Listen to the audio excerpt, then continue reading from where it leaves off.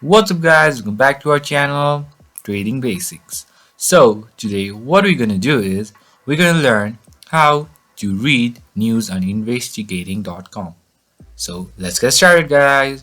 So firstly, just go to your investigating.com website by just typing www.investigating.com on your web browser, and then you'll be redirected to this homepage and log in with your account.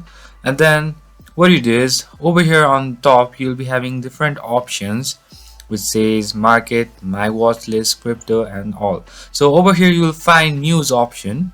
Just go there and choose which news you want to hear. So I chose one, and then over here you'll be having the news about everything. So that's how you do it guys. That's all. So thank you for watching our video guys. I hope this video is helpful for you guys.